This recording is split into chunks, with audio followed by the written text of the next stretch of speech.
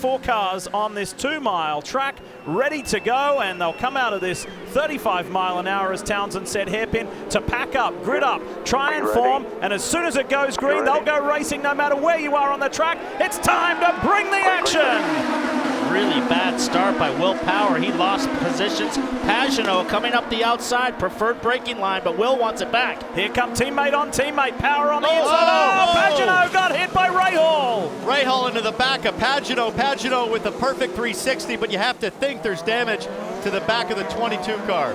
Well, that will definitely get a served penalty and a nose to tail. The chief stewards, they don't mind wheel to wheel, but that will definitely bring you a penalty. I know that. For avoidable contact for sure. And Paul, you talked about Will Power getting a bad start. I'm not sure it was much a bad start as much as a great start for Alexander Rossi. He was waiting for nobody. Look at him, he's trying to pull away. I think I see damage on Ryan Hunter-Reay's right front wing as well. The yellow DHL car right there. Full course caution. Well, they got to get to Pagenaud and get him started. Oh, he's out.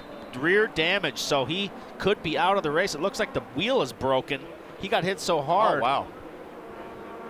Either hit that on the wall, but he's definitely going to lose a lap. He's going to have to go on the hook. As we see the replay, Graham Rahal coming down the outside. He didn't lock it up at all. He just drove it right into the back, and he bent the suspension. I see the suspension's bent, and then it got hit on the wall as well.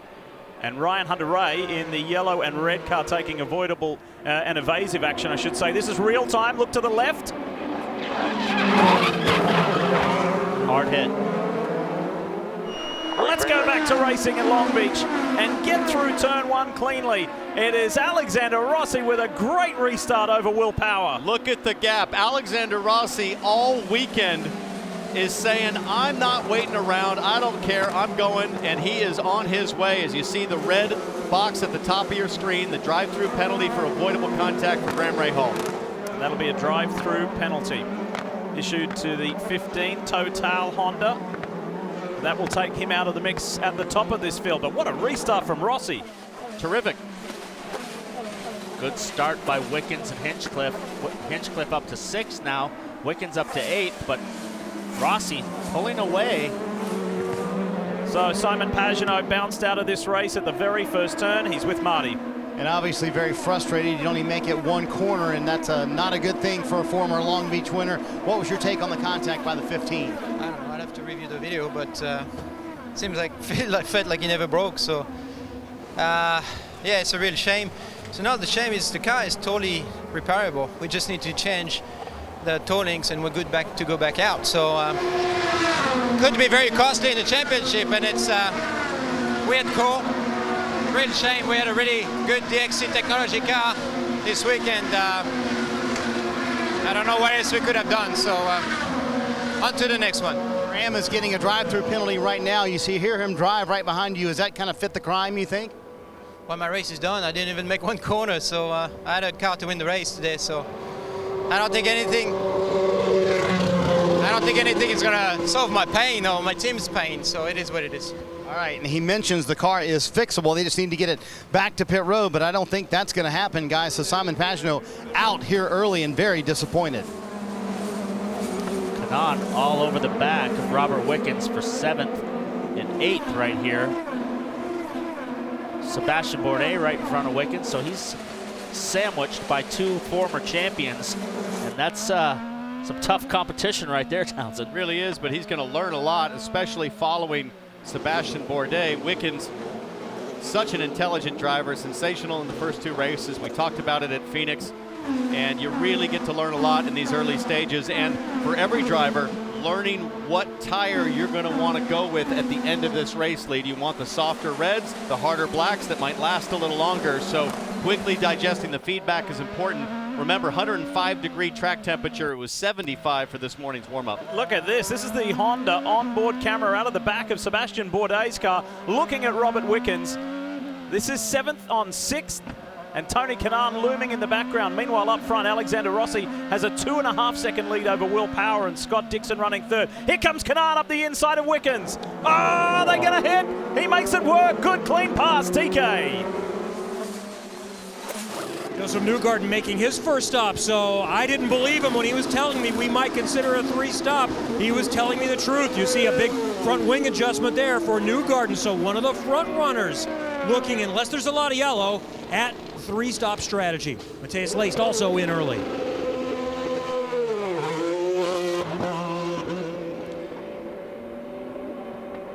Is there a slight element of surprise to you guys to see this? Because the general consensus was a straightforward 2-stop race. I'm surprised, but I think Rossi's car is just so good. And when your car is that good, you can make phenomenal fuel mileage and really not wear the tires. So I got to wonder if these guys are slipping and sliding and burning fuel. And I'm just not sure if Rossi's going to go that strategy. And he's making it look easy, isn't he, PT, out there on a Sunday cruise? Alexander Rossi been so fast all weekend long. And you've got to wonder, when he gets out to a big lead like this, if it's really the car or what they're doing right now, as he almost tried to pass a lap car right there. But what they're doing, PT, you mentioned the Honda's getting much better fuel mileage than the Chevrolet. So I think Will Power and those guys kind of have backed it down. And I think Alexander Rossi has a little bit more free reign and a little bit more rope to go as fast as he wants here early in this run. Except when he catches a lap car like Clayman DeMello up there. DeMello fighting hard, the rookie, to stay on the lead lap, and Rossi has to be very careful that he doesn't take a sure thing and throw it away. Yeah, he's pulling away a little bit now, but he was all over the back of him, and DeMello blocked the inside, made him go to the outside, and really was not having it. So, but he must be on fresh tires now, because you see he's pulling away now from Rossi. For those of you just joining us, Alexander Rossi has led every lap thus far in this Grand Prix of Long Beach. Simon Pagenaud, Long Beach winner and series champion, is out, and he didn't even make it to turn 1. He was hit by Graham Rahal. Push to pass, so he wants by this lap car. He's on the push to pass. I think he's a little too far back right now. He's not going to be happy about the previous lap, but he's not close enough, as you said, Paul.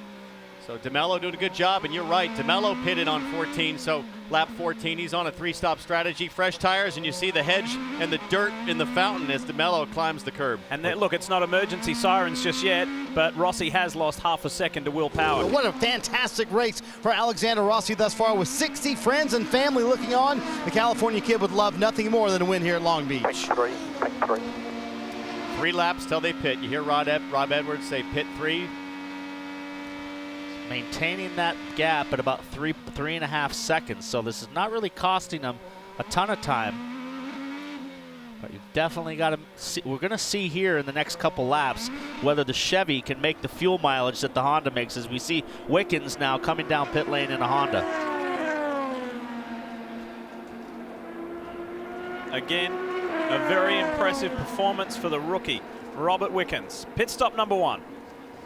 And Lee, he's going to have to get all the Sunoco fuel in here, pitting earlier than everybody else, going on this 2-tire strategy. You see those red tires going on for Robert Wickens and taking a little bit longer here. Something going on. And they just told him to download. So problem, obviously, for Robert Wickens sitting here on pit road is Alexander Rossi coming down pit road on this next stop as well. I can tell you some of our wonderful production crew here out on the cameras reported back in to our director. They heard this car misfiring. So frustrating to be in contention for a win as Wickens gets going, to come to pit lane racing, and I tell you, we've got to download the computer. Unbelievable. Here's the race leader in, Marty. And what a smooth race has been for Alexander Rossi, leading all the laps to this point, Lee. And again, said he wanted no changes, said the car was just a little bit free. Ryan Hunter-Reay's in the hairpin right now. He had to pit earlier, but Rossi here on pit road, the leader, just wanting a smooth stop. They're going to put on those sticker primary tires and no changes. And that was a quick stop for the 27 bunch. He should be able to hold on to the lead once all the pit stops cycle through, guys. We watch Hunter-Reay, but watch for Power. Now he's got some clear road. He's able to go longer than Rossi. He's got to rip off a quick lap here, and he can either close that gap or be right with him at the pit exit. I'm not sure if Will Power can touch the outlap of Alexander Rossi, the pace of Alexander Rossi, but I agree with you, Paul. It's going to be close. Let's listen to the motor of Alexander Rossi, sorry, Wickens.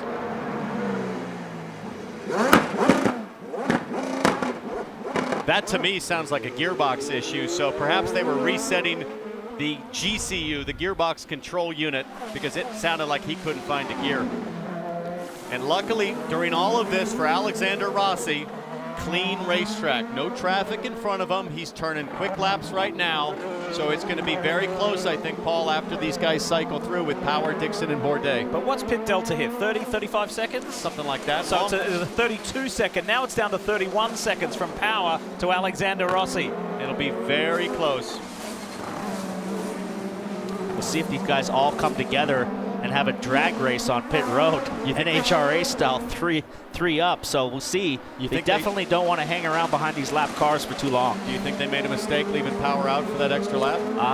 Well, I think it was good to leave him out until he caught traffic for too long. Because not only has he lost time to Alexander Rossi, Scott Dixon's got even closer to the tune of a second. So who comes in, who stays out? Here they all come. Yeah, they're all Top coming. 3. Let's see who has the best crew on pit road.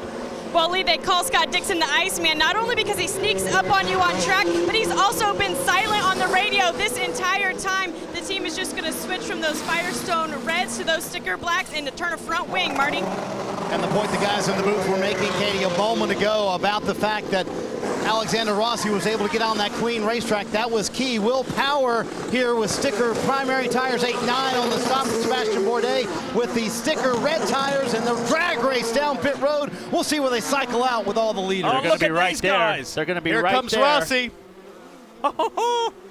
Rossi to the front easily. But look at that. Scott Dixon jumps Will Power. Ganassi versus Penske on pit lane, and Ganassi wins. Cut that orange line pretty close. Boy, that was very close coming out of their respective pit boxes. Bourdais had a very poor stop. Newgarden now right on the back on hot tires. He might have a shot right here at Will Power. He's got to be careful he doesn't get into it with his teammate. But Newgarden on hot tires and push to pass. Cold tires for the cars in front. Alexander Rossi still leads this Toyota Grand Prix of Long Beach. Meanwhile, let's get you up to speed with what has happened thus far. Look to the far side of the track. Lap 1, turn 1, Graham Rahal into Simon Pagenaud, and that was day done for the Frenchman. Riding on board with Graham, and he just totally overcooks it into turn 1. He knew it when it happened. Nothing he could do once it was too late. And unfortunately for Pagenaud, it's game over. Trouble for Robert Wickens. We're not really sure if it was an engine problem or a gearbox problem, but he has got work to do in the pit lane, but it's an end to the big run he had the first 2 races. What a shame, and there is a full course caution for the second time in this race, and that looked like Kyle Kaiser in the Juncos Racing entry. Meanwhile, Tony Kanaan had already pitted before that yellow came out. While it came out, there is Kyle Kaiser, the young Californian. And this, if you are a 2-stop strategy driver and team today, you have the option. If you're at the back of that 2-stop field, maybe you switch to a 3-stop. But for Alexander Rossi, Marty, I wonder what they're going to do. Right now, they're talking about possibly staying out, but it's been fun for Alexander Rossi here in his home state. Take a listen on the radio. Well, this is fun. Yeah, well, you know, you haven't seen anyone else all afternoon. You may as well have some fun now. Here in Long Beach, the Grand Prix of Long Beach. Do we see green? Let's go!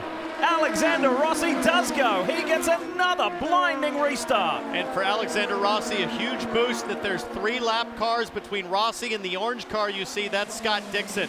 So Rossi's going to be able to get away. Now Bourdais trying to close on Dixon for position. The etiquette when you're a lap down to the leaders to let guys go. Big lock up there. A little bit of a squeeze job on Marco, but these guys should kind of get out of the way for Dixon, but they're all fighting for position. Aboard the Lucas Oil machine of James Hinchcliffe, who's buried a little further back in the pack. Meanwhile, this yellow, this most recent yellow, look who it helps. Ryan Hunter-Reay, who's under siege from Jordan King. And has Hunter-Reay got troubles? He has. I think he's got a flat. Punctured right rear. Flat tire. I got rear end damage. Not sure if he got into the wall or somebody got in the back of Hunter-Reay, and that is hugely unfortunate for Hunter-Reay, who had worked his way all the way up to 5th. He was in a really good position. What happened to Hunter-Reay? But watch this battle. Dixon, Bourdais, and Power. Gonna get a nice drag race down the front straightaway here. Will Power now right on the tail of Bourdais. And turn 1's going to be a cluster here, Paul, with 3 lap cars and 3 people battling for second. Push to pass for Bourdais. Look at this double draft right here. Dixon Watch, he's going to slice to the outside. 3 wide. Oh. Piggott In on the the pill. Look at that. Bourdais, what a move! What a pass. Whoa. That was unbelievable. Can you believe what we have just seen? Sebastian Bourdais, the 39-year-old IndyCar veteran, just shot like a bullet straight through two of them. Kept it off the wall outside turn one. That was amazing. I promise you, the first 50% of that brake zone, he was thinking, uh-oh, I am way out of control. And then he gathered it back up to make it happen. Let's take a look again. He was in the pit lane a little bit, so I don't know if there's going to be any penalty for that because he kind of lined it up in the pit lane. We'll have to wait and see. This is the incident with Hunter Ray. Looks like King, he blocked King and they touched tires and he immediately got a flat right there. Well, but if we get back to Bourdais, I think he went into the pit lane and lined it up and went across the track. Let's watch this again. Hunter Ray with a huge moment and a massive save, but now he gets too defensive. Yeah, he cost himself. Here, watch this. Watch. Does he go in the pit lane here? Watch. He's over. No, he didn't. That's super clean move. Unbelievable. And you know who else it was heads up driving by? Matthias Leist, yes, who saw him coming. Watch Let's ride and enjoy.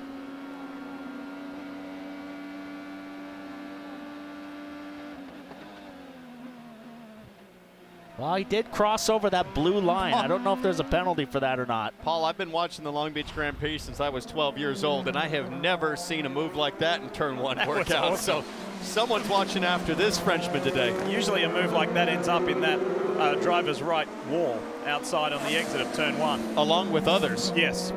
So Sebastian Bourdais up to second, and he's 4.3 seconds behind race leader. Coolest pass ever. Let's go catch Rossi. Craig Hampson, high praise from the pit stand. If you didn't quite catch what Craig said, he said that was the coolest pass ever. Now let's go catch Rossi.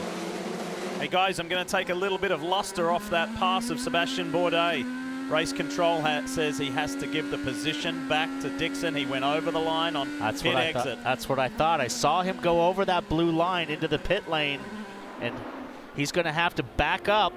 I don't know, Paul. I think what I remember is he got forced here by the 9. The blue line right here, that blue line is the pit lane. So you cannot go over that blue line, and then it turns to yellow. But I saw that. I have to laugh. I mean, not only is he in pit lane, but the fact that he tried to shoot that gap on Matthias Leist is just hilarious. I was going to say I thought Dixon might have forced him over. Maybe not so much, but this was the magic moment. You see daylight, I guess you go for it if you're Sebastian Bourdais. It worked out, but it's a shame that he has to give up the position. Well, this is really going to let Rossi get away because he's going to have to slow down. And he's going to stretch out now to us. Do it soon, or they're going to get upset with us. So that's Craig Hampson, Sebastian Bourdais' race engineer, saying you better do it soon, and there it is. Well, he's got to get back on his bike and get on the attack on Shoreline Drive. Get right up on the back. He's faster than Dixon, so we know he can get by, and we know he can brake late. He's right there. I always find the wave-bys or the allowing somebody to pass you back kind of amusing. It's a bit like picking the boxer up off the ring. Push to pass. Yeah, and then hitting him again. He's got to run. And obviously Bourdais was not happy with that call. He said that was the incorrect call to the team. They said, yep, we know. You heard Craig Hampson say. Big braking maneuver. Let's do it again. And he got the spot back anyway, guys. There you go. How about that? I did it once. I had a practice run. Let's go again. Sebastian Bourdais demonstrating threshold braking. Nice job. He picked him back up and slammed him one more time for good measure. Now Bourdais is going to, I think, be on the charge. He'll be furious about the penalty, and I think that bodes well for his pace here as he tries to catch Alexander Rossi. They put on scuffed primary tires for Rossi. He did say he wanted a wing adjustment, Townsend, for the end of this run, but he has been dominant. Let's see if he can hang on to the lead here in this final stint of the day. Rossi took an additional half-turn of front wing, and I can't say enough about Robert Wickens. Not involved in the battle, and he held up on the front straightaway to allow Alexander Rossi to get out in front of him. That is a first-class move from the rookie Canadian. One turn of front wing is a half a degree total wing, so half turn, quarter of a degree, so not a big change. This guy right here needs to lay down some hot laps if he's going to close the gap. Yeah, but it's 6 seconds. I mean, it would take a miracle at this point for Bourdais to make up that much time on these 2 laps. Seen him do it before. But I'll tell you what. I've had a 6-second lead on Bourdais and came out of the pits and he's in front of me and I'm like, what the heck just happened? Oh, that is huge. That is Zach Clayman DeMello. And that is bad for Bourdais and Dixon. For these guys that have pitted now and they're still on track. Full course caution. Rossi has done his pit stop. And now Bourdais and Dixon have fell prey to the yellow flag, and it's going to put them back behind everybody. Drive through, gotta drive through, gotta drive through. Bourdais did not get to pit lane before the yellow came out. Either did he, because he was behind him. That's right. So they're going to get a penalty for this right here. Both of them will get a drive through. Ready to go green. Here in Long Beach, Scott Dixon doing the chasing. So too is Will Power, and we await a call on Scott Dixon. Is he going to be penalized for coming in at the same time of Bourdais? Yes, he is. A drive-through for Scott Dixon in the 9. Doing a full service pit stop on a closed pit lane. And that'll effectively take Scott Dixon out of contention. That'll move Will Power up into second place. And that'll mean that Ed Jones moves into podium position for the Ganassi team. And Dixon, despite getting a drive-through, doesn't seem to particularly care. If he can make a move and drive through, he will. We had a look there. You'd hate to have a lock up, take out the leader, and then effectively cause another problem. He just got the radio call from Mike Hall, got a drive-through, so that's going to put him all the way to the back of the line. It'll open up some clear space for Will Power for Team Penske, who has the most time left on his pushes to pass. Bourdais all over the back of the Carlin car, and we know that Charlie Kimball, he's one of the toughest characters on track to pass, so he will not make it easy for Bourdais or anybody. Look at the exit speed there. It's a great camera angle. Be right on the back tail. Whoa! No! He got hit. He was hit. When we got a log jam, track. Bourdais gets turned around. Hunter Ray. Also Robert Wickens. So where's he going to go? Now we're going to have a track blockage. There's Dixon. Hunter Ray gets going. And Wickens is stalled, so this will bring out a yellow. Oh, he's going to have to do another three-point turn here, get into reverse. Again, Bourdais. Oh, he got it around. Good job by Bourdais. Broken front wing now. Stay out, stay out. Well, when it goes bad, it really goes bad, doesn't it? Have to find out who was behind Sebastian Bourdais for the little more than a love tap. His rear wing end plate's broken, so for sure he got hit by somebody. Who is it? Jordan King. King went in. The guy who came in to get his brakes fixed.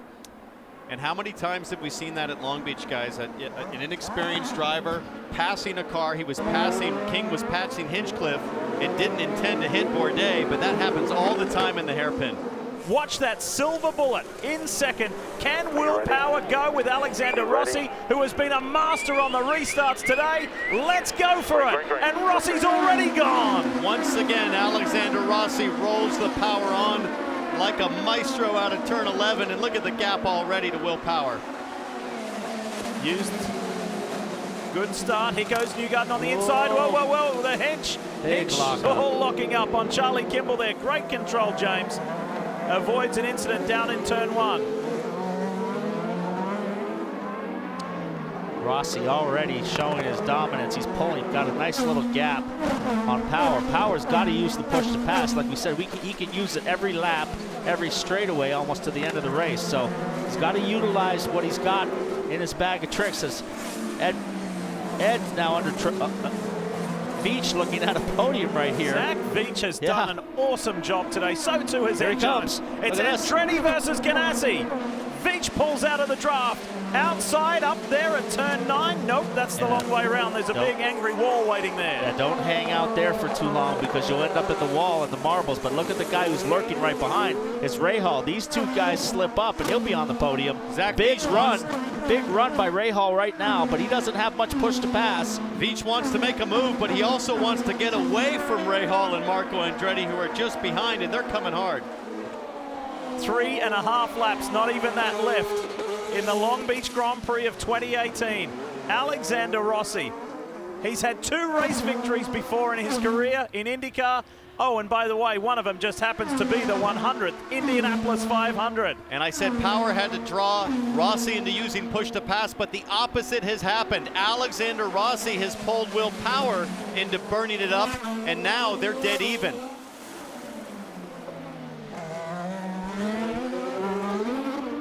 The speed that 27 Napa car has had this weekend has been phenomenal. And again, it's being underscored. Oh, that was Bourdais going on the inside at turn 1. That looked close. There might have been contact with Laced. Looked like it was a crash. That was a crash that didn't happen. Here it is again. That's as tight as you're ever going to get sideways for Bourdais. Doesn't make contact, and if you got a yellow now, that would effectively end the race.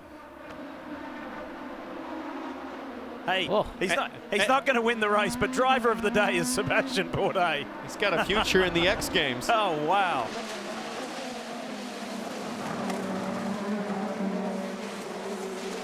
Hinchcliffe trying to work the back of Matthias Laced.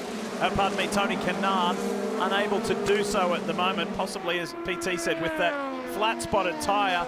Across the line one more time, Rossi with 10 more, 12 more seconds of push to pass and a 1.1 second advantage. And guys, think about this. Think about Alexander Rossi winning Watkins Glen, winning the Indy 500, how strong he was on a short oval now at Phoenix. Now he has dominated one of the toughest street circuits in the world. There's every reason to think that Alexander Rossi could be a champion this year in convincing fashion. And he's been building confidence from mid-season last year. About Toronto was when he came alive, and ever since then he's been a completely different driver. The confidence has been building, and I haven't seen this level of confidence in a driver have a weekend like this in a long time. I knew you'd work in a way to get Toronto in on the broadcast.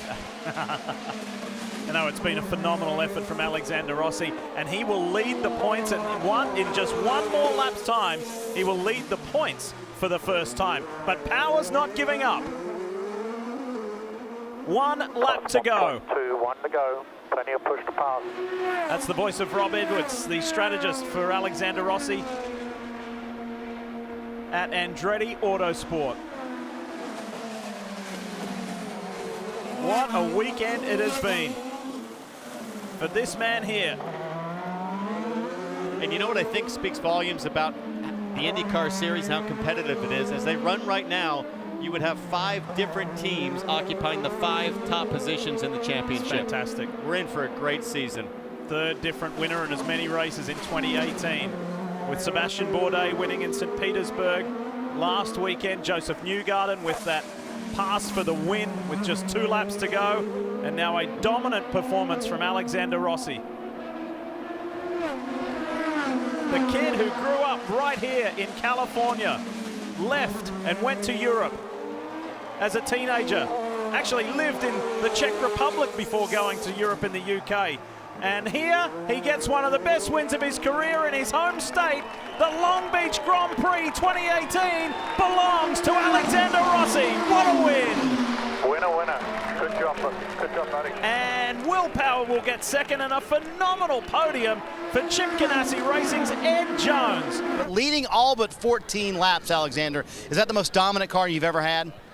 I think the Watkins Glen car last year was pretty close, but man, this Andretti Autosport team and the Napa Know-How crew, it's unbelievable, man. It's I can't really put into words how good the car was all weekend, and I think we proved that, and I'm just so glad we were able to capitalize. Nothing crazy happened, and on a weekend where we announced Crown Royal as a partner, and then getting the win that I think the military motorsports car should have last weekend, it's a good feeling right now. For you, on those final restarts, how worried were you that Power might be able to make a move? Our restarts were good all day. I mean, our drive out of turn 11 was awesome. The only thing that concerned me a little bit was he had more push to pass, so we had to manage that and manage the gap a bit, but like I said, I mean, when the car is that good, I don't have to work too hard. You have 60 family and friends here. What's the significance of winning in your home state at a race like this that you watched as a kid? It's so special, man. Like you say, this is kind of our second home race. a lot of people here, so it's really cool to be able to give them a result. I mean, they didn't see me when I got to race in Europe. They didn't get to make the trip over. So the fact that they're here, the fact that we were able to get redemption on last year, like we've been talking about all week, is a really special feeling. So really happy. How about the start to the season for this 2017 for you guys? Have you set yourselves up the team to beat for the championship come your really hometown race, Sonoma, later this year? There's a long way to go between now and then. We've got Barber and Indy GP, 2 road courses, which we haven't done yet. So we need to see how our car lines up there, and then obviously the big one in May, which we're obviously thinking about as well. So long way to go still, but yeah, you can't ask for a much better start, and I'm very thankful to these guys behind me for allowing me to do what I do. Watch the Honda Indy Grand Prix of Alabama, Sunday, April 22nd at 3 p.m. on NBCSN.